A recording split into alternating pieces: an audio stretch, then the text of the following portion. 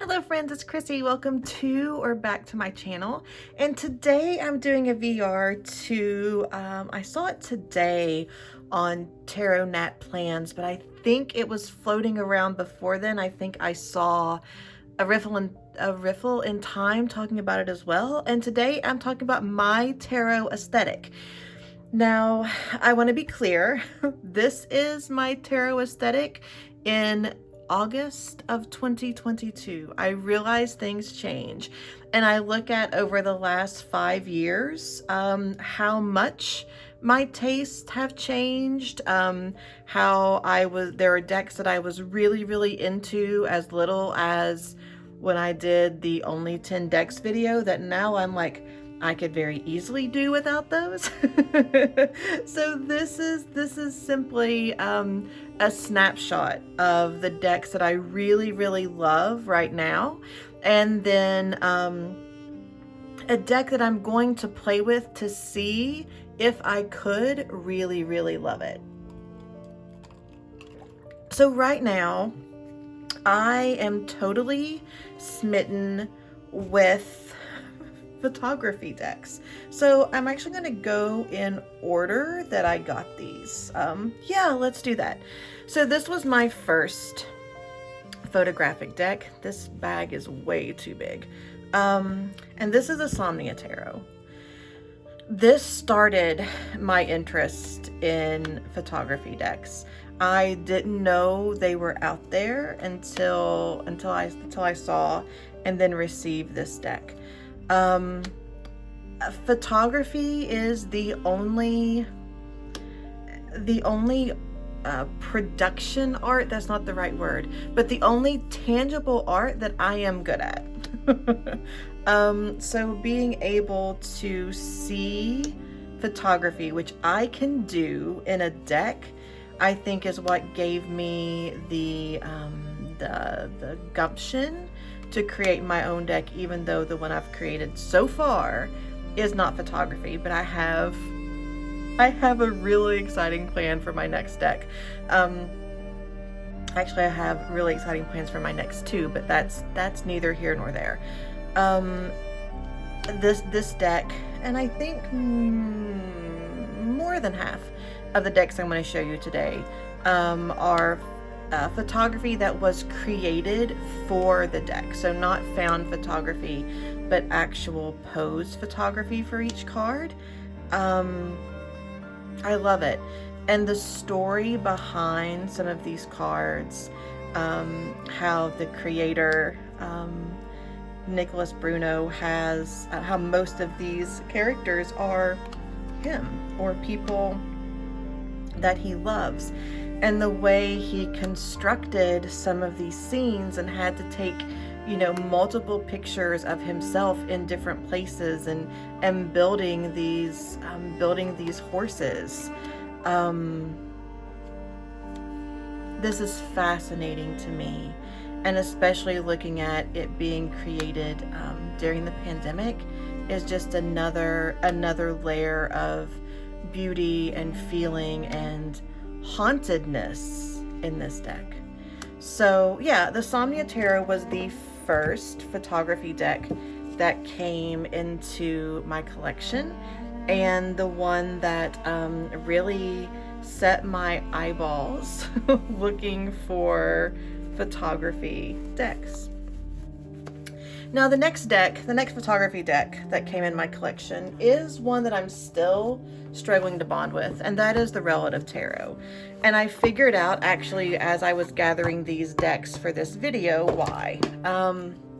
I do not like the borders. This is such a quick, I really like the photography collage in this, which also the Guided Hand Tarot would fit in that, but it's downstairs and I'm not going to pause this to go get it, or I would probably lose my light. It's getting late. I'm amazed I have light right now. So I think this may actually be the first deck that I mod. I think that I may take it just down to the artwork, get a gold Sharpie and write the card on, write the title of the card on the, somewhere, probably varying places on the artwork, because I feel like I should know something. This 9, 10, 1, 19, 10, 1, 10s and 1s, I know that means something. But knowing that it means something, but I don't know what it means, and I'm not really necessarily interested in that, prevents me from fully experiencing this deck. So I think I may trim this down. I love the Six of Swords, and see if that's what I need, because visually I am all about it. I really like the super imposing, whatever, putting putting the RWS imagery into existing photographs, I think is just clever as all get out. So yeah, I think I'm gonna trim this one down and see if it helps me. I think I just rescued a deck from my purgatory pile. So yeah, this is the Relative Tarot, and Chrissy's gonna cut it. Just you wait. The next photographic deck that I received is that I purchased. I don't know how to put into words how magical this deck is. This is the Tarot of the Drowning World.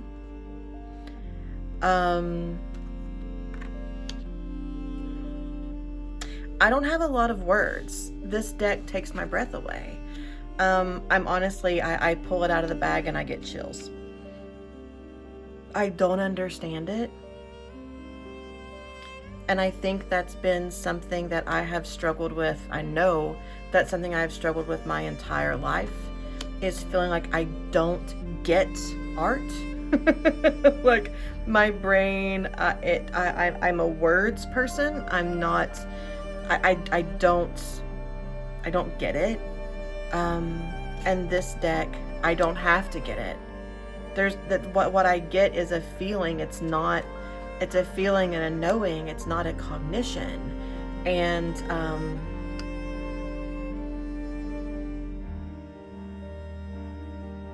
a wrecked, broken chariot. This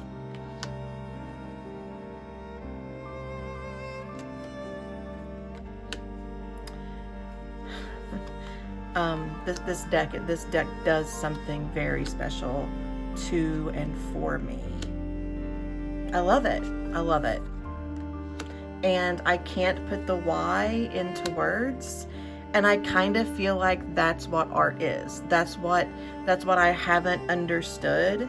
And learning that I don't need to understand that this deck has radically, in so many ways,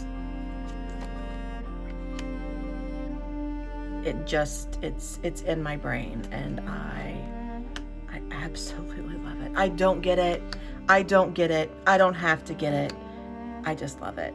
So that was me rambling my pointless, wordless babble love story for the Tarot of the Drowning World.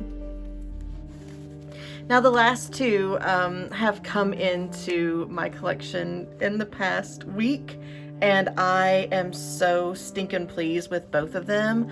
I can't even see straight. There are recent videos here on my channel about both of these decks.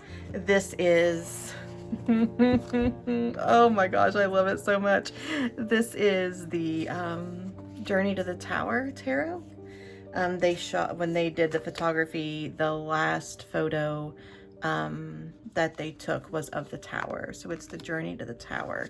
And this deck is just, it is a Rider-Waite-Smith clone done in photography with a lot of cardboard props. So you can see here in the Empress, this little symbol here is actually just cut out of cardboard. I'm pretty sure it was taken in black and white and then watercolored over, but don't absolutely quote me on that.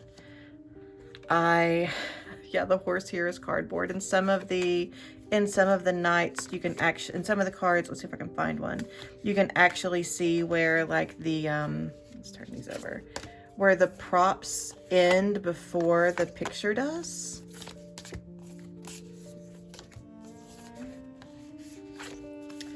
I may not be able to find one when I'm looking.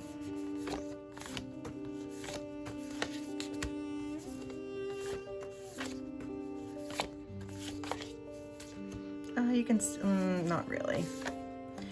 So here, the horse, for example, you can see where like the back side of the horse is not covered. It's just the framework. I can see that this deck is already getting a bow, so I'm going to have to, because it's so gigantic, I'm gonna have to leave it sitting under something. I love it. I think it is what I will teach the next round of tarot school with. It's beautiful and it's really special. And I am going to make sure that I put it under a stack of heavy books as soon as we're done.